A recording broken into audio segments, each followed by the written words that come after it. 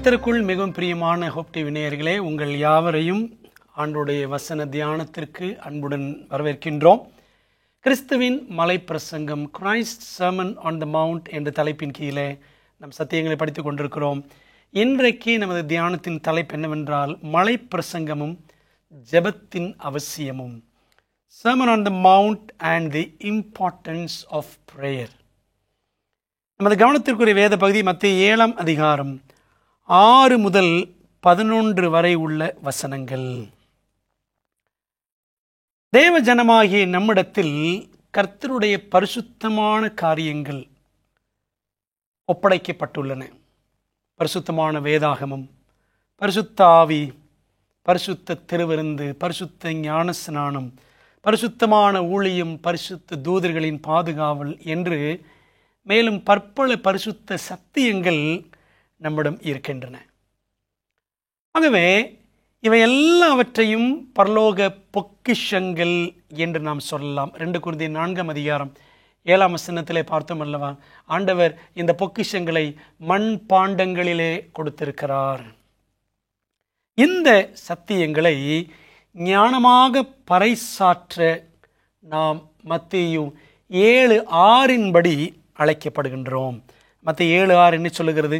பரிசுத்தமானதை நாய்களுக்கு கொடாதேயுங்கள், உங்கள் முத்துக்களை பன்றிகள் முன் போடாதேயுங்கள், போட்டால் தங்கள் கால்களால் அவைகளை மிதித்து திரும்பிக் கொண்டு உங்களை பீறி போடும் என்று வாசிக்கிறோம். மாணவர்களே, எல்லாரும் ஆடுகளா? நாய்களும் பன்றிகளும் உண்டு. ஆண்டவருடைய வார்த்தையின்படி உலகில் நாம் காணும் எல்லாருமே ஆடுகள் அல்ல. ஆட்டுத்தோல் போர்த்திய ஓநாய்களாகவும், ஆண்டவர் இயேசு கிறிஸ்து மத்தேயு 7:15 சொல்லியிருக்கிறபடி, ஆட்டுத்தோல் போர்த்திய ஓநாய்களாகவும் நாய்களாகவும் பன்றிகளாகவும் அநேகர் நம்மை சுற்றி உள்ளனர் என்று இரட்சகர் கூறுகிறார். பாவத்தின் அடிமைத்தனத்தினின்று தப்பிக்க விரும்பாத ஒரு வகுப்பாரை குறித்து இயேசு கிறிஸ்து இங்கே இப்படி குறிப்பிடுகிறார். நாயின் குணம் என்ன? தான் கக்கினதை திரும்ப தின்னும். இந்த குணம் உள்ளவர்கள் நாய் குணம் கொண்டவர்கள். திரும்பவும் சேற்று குளிக்கே திரும்பும் குணம் யாருடைய குணம்? பன்றியின் குணம். நாம் இதை 2 பேதுரு 2:22 வாசிக்கிறோம். இப்படிப்பட்டவர்கள், நாய் குணம் கொண்டவர்களும் பன்றி குணம் கொண்டவர்களும் உலகில் பலர் இருப்பதால் எல்லாருக்கு முன்பாக சத்திய முத்துக்களை போட்டு விடாதபடிக்கு நமக்கு பகுத்துணரும் திறன், ஜட்ஜ்மெண்ட் தேவை. ஜட்ஜ்மெண்ட் என்றால் நியாய தீர்ப்புன்னு சொல்லுவாங்க, இன்னொன்று பகுத்தாராயும் திறன் என்றும் சொல்லலாம். ஏரோதுக்கு முன்பாக இயேசுவானவர் பேச மறுத்தார். லூக்கா 23:9 வாசிக்கிறோம். தேவ வார்த்தையை எதிர்த்த யூத ஜனங்களோடு விவாதம் பண்ண பவுல் மறுத்தார். அப்போஸ்தலர் 13:44-49 வரைக்கும் வாசிக்கிறோம். பைபிள் ஆண்டவர் சொல்றாரு, ஏசாயா 32:20, நீர்வளம் பொருந்திய இடங்களிலெல்லாம் விதை விதைக்கிற நீங்கள் பாக்கியவான்கள். எங்க விதை விதைக்கணும்? எங்கே நீர்வளம் இருக்கிறதோ அங்கதான் விதை விதைக்கணும். நாம் சத்திய முத்துக்களை விதைக்க வேண்டியவர்கள் தான், ஆயினும் ஞானமாக அதை செய்ய வேண்டும். ஞானமுள்ள ஊழியத்தை நாம் செய்திட ஜெபம் மிகவும் அவசியம். எனவே இரட்சகர் மீண்டும் ஜெபத்தின் அவசியத்தை மத்தேயு 7 அதிகாரத்தில் 7-11 வரைக்கும் அவர் சுட்டி காட்டுகிறார். அந்த பகுதியை வாசிக்கலாமா? கேளுங்கள், அப்பொழுது உங்களுக்கு கொடுக்கப்படும், தேடுங்கள், அப்பொழுது கண்டடைவீர்கள், தட்டுங்கள், அப்பொழுது உங்களுக்கு திறக்கப்படும். ஏனென்றால் கேட்கிறவன் எவனும் பெற்றுக்கொள்கிறான், தேடுகிறவன் கண்டடைகிறான், தட்டுகிறவனுக்கு திறக்கப்படும். உங்களில் எந்த மனுஷனானாலும் தன்னிடத்தில் அப்பத்தை கேட்கிற தன் மகனுக்கு கல்லை கொடுப்பானா? மீனை கேட்டால் அவனுக்கு பாம்பை கொடுப்பானா? ஆகையால் பொல்லாதவர்களாகி நீங்கள் உங்கள் பிள்ளைகளுக்கு நல்ல ஈவுகளை கொடுக்க அறிந்திருக்கும் போது பரலோகத்தில் இருக்கிற உங்கள் பிதா தம்மிடத்தில் வேண்டிக் கொள்ளுகிறவர்களுக்கு நன்மையானவைகளை கொடுப்பது அதிக நிச்சயம் அல்லவா என்று வாசிக்கிறோம். தேவன் விரும்பும் ஜெபம் எத்தகையது? சாலமோன் அரசன் ஞானத்தை கேட்டான். 1 ராஜாக்கள் 3ஆம் அதிகாரம் 9-10 வாசிக்கிறோம். ஆண்டவருக்கு அளவில்லாத சந்தோஷம். அவன் தாழ்மையாய் ஞானத்தை மட்டும் கேட்டானே என்று. நமது தாழ்மையையும் உணர்வு பூர்வமான தேவையையும் அவர் ஆழ்ந்த அனுதாபத்துடன் பார்க்கிறார். யாக்கோபு 1:5 பாருங்களேன். உங்களில் ஒருவன் ஞானத்தில் குறைவுள்ளவனாய் இருந்தால் யாவருக்கும் சம்பூர்ணமாய் கொடுக்கிறவரும் ஒருவரையும் கடிந்து கொள்ளாதவருமாகிய தேவனிடத்தில் கேட்க கடவன், அப்பொழுது அவனுக்கு கொடுக்கப்படும் என்று வாசிக்கிறோம். தேவ ஞானத்தை கருத்தாய் கேட்கும் மெய்தாகம் கொண்ட தேவ மனிதர்கள் எங்கே? அப்படிப்பட்ட மனிதர்கள் இன்றைக்கு இருக்கிறார்களா? அப்படிப்பட்ட மனிதர்களாக நாம் இருக்கிறோமா? தேவன் விரும்பும்படி ஜெபிப்பது எப்படி? 3 படிகளை ஆண்டவர் முன்வைக்கிறார். கேளுங்கள், தேடுங்கள், தட்டுங்கள். Ask, seek and knock. எப்படி கேட்பது? தேவனிடத்தில் விசுவாசத்தோடு கேட்க வேண்டும். நீங்கள் விசுவாசம் உள்ளவர்களாய் எவைகளெல்லாம் கேட்பீர்களோ அவைகளெல்லாம் பெற்றுக்கொள்வீர்கள். மத்தேயு 21:22 வாசிக்கிறோம். வாக்குறுதிகளை பற்றி கொண்டு நாம் தேவனிடத்திலே கேட்க வேண்டும். லூக்கா 1:38 பாருங்க. அதற்கு மரியாள், இதோ நான் ஆண்டவருக்கு அடிமை, உம்முடைய வார்த்தையின்படி எனக்கு ஆக கடவுது என்றாள். ஒரு வார்த்தை என்ன சொல்லியிருக்கிறார்? அந்த வார்த்தையின்படி எனக்கு ஆக வேண்டும் என்று வாக்குறுதிகளை பற்றி கொண்டு கேட்க வேண்டும். பாவத்திற்கான உண்மையான மனவேதனையுடன் கேட்க வேண்டும். 15:21 படிக்கிறோம்ல, தகப்பனே, பரத்துக்கு விரோதமாகவும் உமக்கு விரோதமாகவும் பாவம் செய்தேன். எவ்வளவு உண்மையான மனவேதனையோடு கேட்க அந்த கெட்ட குமாரன் தீர்மானித்தான். அப்படி கேட்கணும். இயேசுவின் நாமத்தில் கேட்க வேண்டும். யோவான் 16:23 வாசிக்கிறோம். ரொம்ப அழகான வசனம் ஆண்டவர் இயேசு கிறிஸ்து சொல்லியிருக்கிறார். யோவான் 16:23, நீங்கள் என் நாமத்தினாலே பிதாவினிடத்தில் கேட்டுக்கொள்வது எதுவோ அதை அவர் உங்களுக்கு தருவார். நாமம் என்றால் குணம். அதாவது அவரது குணத்தை நம்பி அவரது குணத்தின்படி வாழ்ந்து நாம் கேட்க வேண்டும். விசுவாசத்தோடு வாக்குத்தத்தங்களை பற்றி கொண்டு உண்மையான மனவேதனையோடு, பாவத்தை குறித்த உண்மையான மனவேதனையோடு இயேசுவின் நாமத்தில் நாம் கேட்க வேண்டும். அதனால ஆண்டவர் சொன்னார், கேளுங்கள், தேடுங்கள். எப்படி தேடுவது? முழு இருதயத்தோடும் அவரை தேட வேண்டும் என்று எரேமியா 29:13 வாசிக்கிறோம். முழு இருதயத்தோடும் நம் கர்த்தரை தேட வேண்டும். அப்பொழுது நீங்கள், எரேமியா 29:13, உங்கள் முழு இருதயத்தோடும் என்னை தேடினீர்களானால் என்னை தேடுகையில் கண்டுபிடிப்பீர்கள்.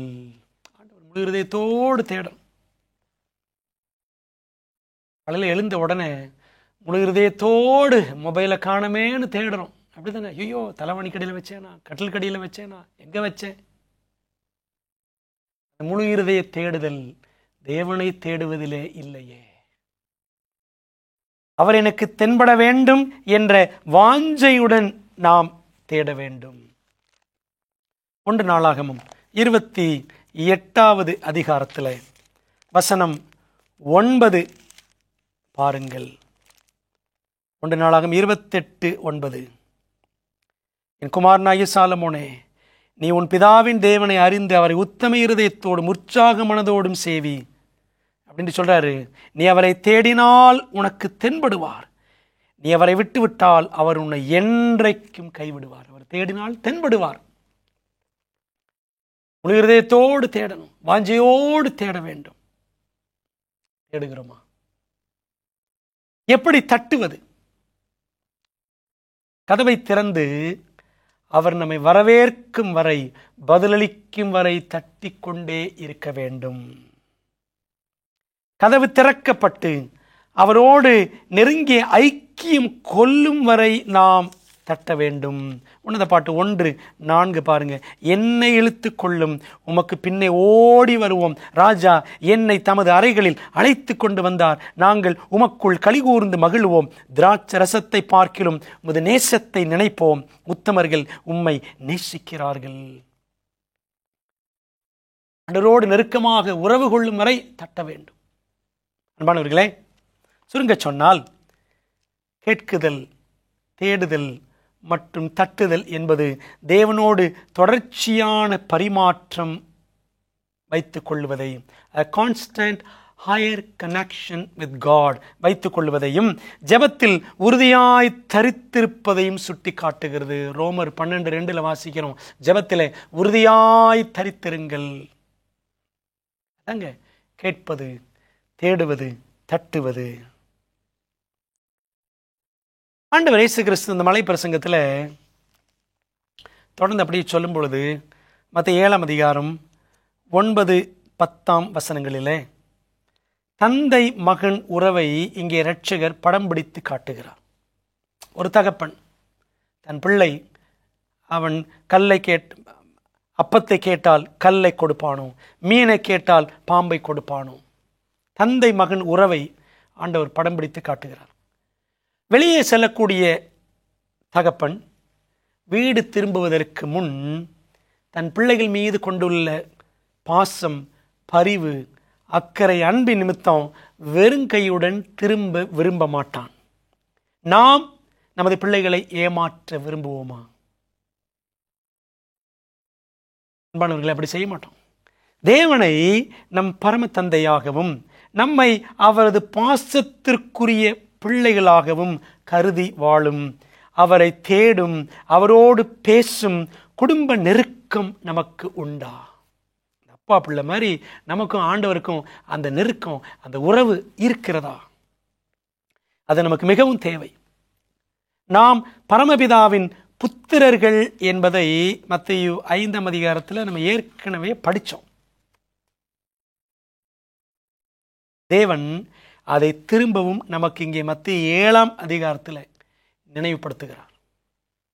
அவர் நம் பரமபிதா, நாம் அவரது பிள்ளைகள் என்ற இடையறா பாச பிணைப்பு, அவ்விதமான நினைவு நமக்குள் இருக்க வேண்டும். மாணவர்களே, தேவனுக்கு நமக்கு இடையில அப்படிப்பட்ட நெருக்கமான அன்புறவு அவசியம். நம் காலத்திற்கு மிக அவசியமான மாபெரும் சிறந்த ஈவு எது தெரியுமா? நன்மையானவைகளை பரமபிதா ஜெபிக்கிறவர்களுக்கு கொடுப்பார் என்று மத்தேயு 7:11 வாசிக்கிறோம். ஆகையால் பொல்லாதவர்களாய் நீங்கள் உங்கள் பிள்ளைகளுக்கு நல்ல ஈவுகளை கொடுக்க அறிந்திருக்கும் போது பரலோகத்தில் இருக்கிற உங்கள் பிதா தம்மிடத்தில் வேண்டிக் கொள்ளுகிறவர்களுக்கு நன்மையானவைகளை கொடுப்பது அதிக நிச்சயம் அல்லவா என்று வாசிக்கிறோம். அன்பானவர்களே, இதே காரியத்தை லூக்கா 11:13 படித்தோம் என்று சொன்னால், பொல்லாதவர்களாய் நீங்கள் உங்கள் பிள்ளைகளுக்கு நல்ல ஈவுகளை கொடுக்க அறிந்திருக்கும் பொழுது உங்கள் பரமபிதா தம்மிடத்தில் வேண்டிக் கொள்ளுகிறவர்களுக்கு, அதனுடைய மூல பாஷை அர்த்தம் வேண்டிக் கொண்டே இருக்கிறவர்களுக்கு பரிசுத்த ஆவியை கொடுப்பது அதிக நிச்சயம் அல்லவா என்று இயேசு சொல்லியிருக்கிறார். பரிசுத்த ஆவியானவர் தான் பரமபிதாவின் அருட்கொடை, மிகச்சிறந்த மாபெரும் ஈவு பரிசுத்த ஆவியானவர் தான். பிரியமான தேவப்பிள்ளைகளே, ஆக கேளுங்கள் உங்களுக்கு கொடுக்கப்படும், தட்டுங்கள் திறக்கப்படும், தேடுங்கள் கண்டடைவீர்கள் என்று மத்தேயு 7:7 படித்த மாதிரி லூக்கா 11ஆம் அதிகாரத்திலையும் நாம் திரும்ப படிக்கிறோமே. அப்படி படிச்சுட்டு கீழே அப்படி பார்க்கும் பொழுது லூக்கா 11:9 பாருங்க. கேளுங்கள், தேடுங்கள், தட்டுங்கள் வருது.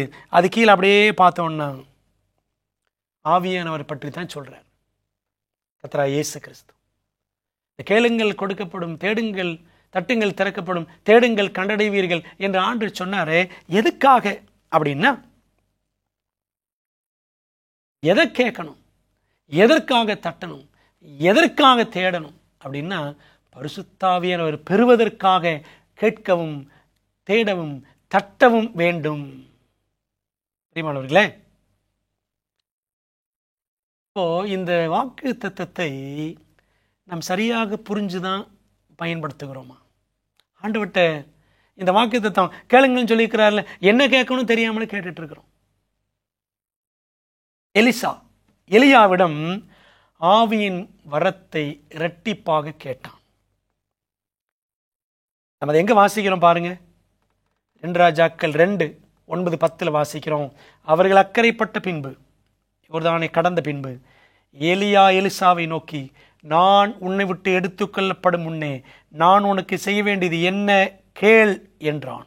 அதற்கு எலிசா, உம்மிடத்தில் உள்ள ஆவியின் வரம் எனக்கு இரட்டிப்பாய் கிடைக்கும்படி வேண்டுகிறேன் என்றான். அதற்கு அவன், அரிதான காரியத்தை கேட்டாய். உன்னை விட்டு நான் எடுத்துக்கொள்ளப்படுகையில் என்னை நீ கண்டால் உனக்கு கிடைக்கும், இல்லாவிட்டால் கிடையாது என்றான். எலியா என்ன சொல்றாரு? எலிசா, நீ அரிதான காரியத்தை கேட்டிருக்கிறாய். உண்மையில் ஆவியின் வரத்துக்காக கதறி ஜெபிப்பதும் அதை பெறுவதும் இக்கடைசி நாட்களில் அரிதான காரியமாகவே மாறி வருகிறது. அநேகர் பரிசுத்தாவின் வரத்துக்காக, பரிசுத்தாவின் வல்லமைக்காக, பரிசுத்தாவின் அபிஷேகத்திற்காக கேட்கிறதே கிடையாது. அன்பான தேவ பிள்ளைகளே, அப்ப கேளுங்கள், தட்டுங்கள், தேடுங்கள். இந்த வாக்கு தத்தம் எதுக்குன்னா, பரிசுத்தாவியின் வல்லமையை, வரத்தை, வாக்கு தத்தத்தை நாம் பெற்றுக்கொள்வதற்காகத்தான். Thoughts from the mount of பிளெஸிங்ல வாசிக்கிறோம் பாருங்க. நித்திய கண்மலை வழங்கும் சத்திய விருந்து, பக்கம் 168. பரமபிதாவின் பிரதிநிதியாகிய பரிசுத்த ஆவியானவரே, ஈவுகளிலெல்லாம் மாபெரும் சிறந்த ஈவாகும்.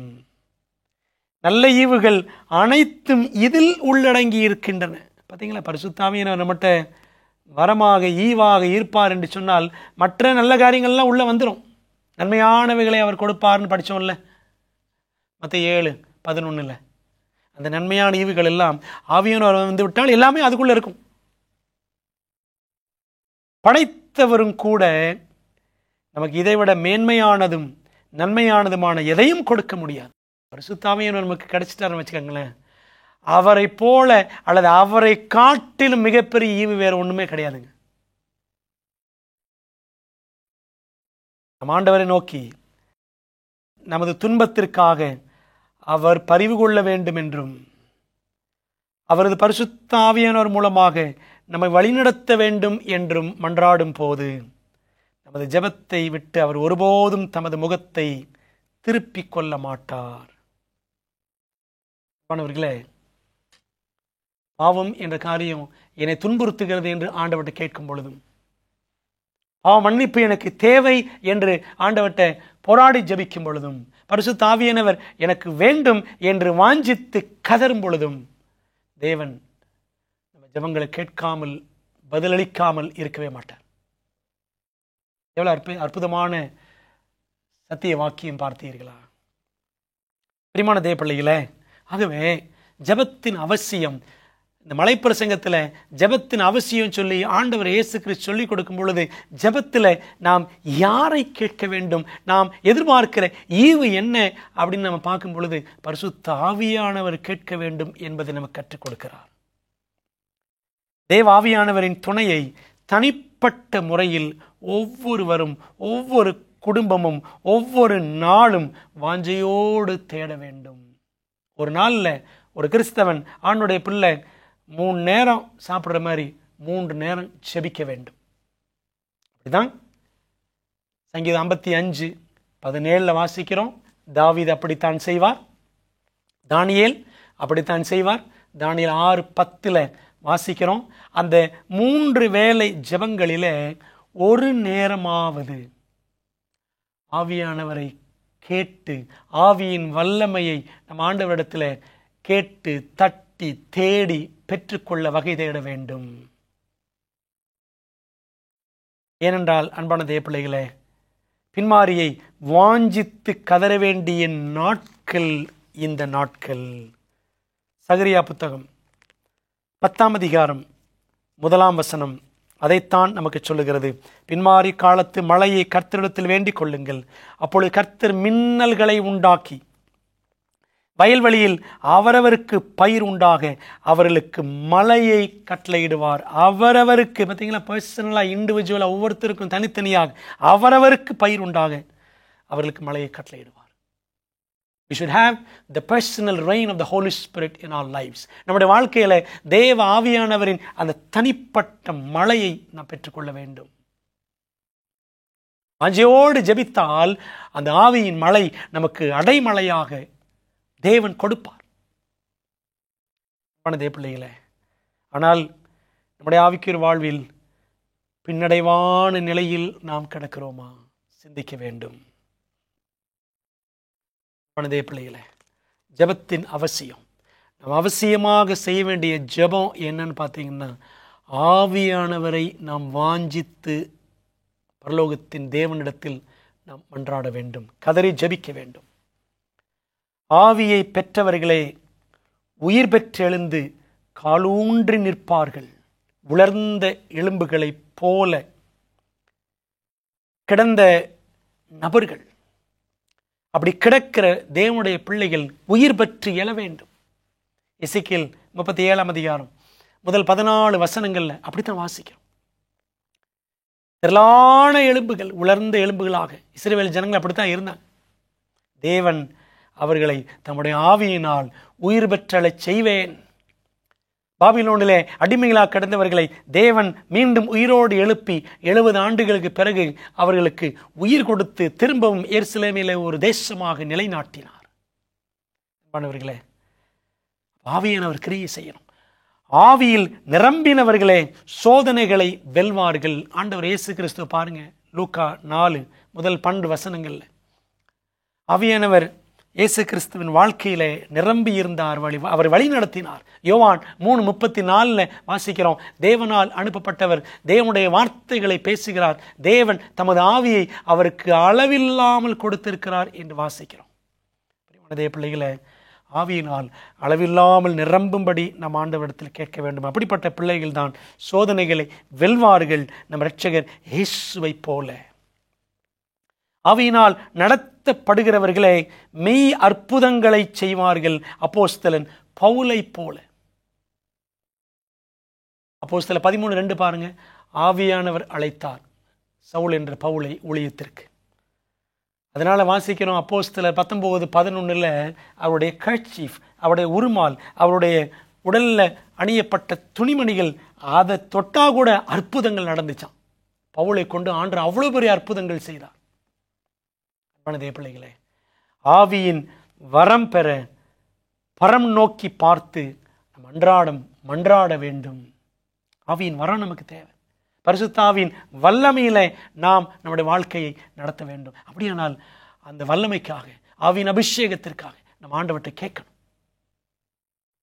பிள்ளைகளை, இந்த பொல்லாத உலகத்தில் மெய்யான நீதி, மெய்யான பக்தி, மெய்யான நியாய தீர்ப்பு, இந்த காரியங்கள் தான் மத்தேயு 5, 6, 7 அதிகாரங்கள். இப்படிப்பட்ட ஒரு வாழ்க்கை வாழ வேண்டும் என்று சொன்னால் ஆவியானவர் சார்ந்திருக்க வேண்டியது அவசியம். ஜெபிக்கலாமா? நல்ல தகப்பனே, நல்ல சத்தியங்களுக்காக உமக்கு நன்றி. எங்களை கிறிஸ்தவ வாழ்க்கை வறண்டு போய் கிடக்கிறது ஆண்டவரே. ஜெபத்தின் அவசியம், ஆவியானவர் நாங்கள் கேட்க வேண்டியது எவ்வளவு அவசியம் என்பதை நாங்கள் உணர்ந்து கொண்டோம். ஆண்டவரே, பரமபிதாவை நோக்கி இயேசுவின் நாமத்திலே ஆவியின் வல்லமைக்காக எப்பொழுதும் மன்றாடுகிறவர்களாக தேவன் எங்களை மாற்றி ஆவியை பெற்று ஆண்டவரே உத்தமமான உமக்கு மகிமையான வாழ்க்கை வாழ எங்களுக்கு உதவி செய்யும். இயேசுவின் மூலம் ஜெபிக்கிறோம் நல்ல பிதாவே, ஆமென். அன்பானவர்களே, கர்த்தர் உங்களை ஆசீர்வதிப்பாராக. ஆமென்.